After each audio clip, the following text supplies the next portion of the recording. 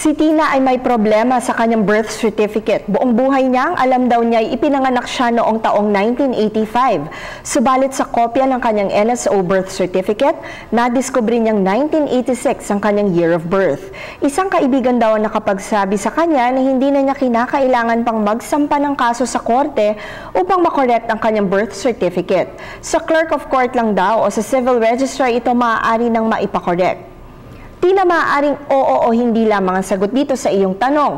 Kung ang pagkakamali sa pag-type ng iyong year of birth ay obvious na typo error o pagkakamali lamang sa pagtatype, maaaring sa clerk of court o civil registrar level lamang ito i-correct. Subalit, kung ang magiging epekto ay ang pagbabago ng iyong edad, civil status, ito ay kinakailangang sa korte isampa.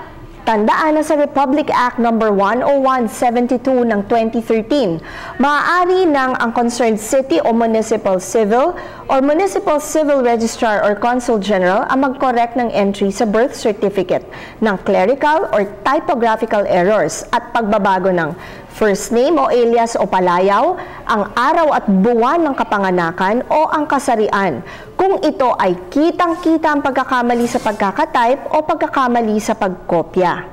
Tandaan ang aming opinyon ay limitado lamang sa mga impormasyong inyong ibinigay sa amin at ito ay maaaring magbago kung mayroon pa kayong karagdagang impormasyon. Manatili lamang pong mag-email sa ptv4newscenter@gmail.com.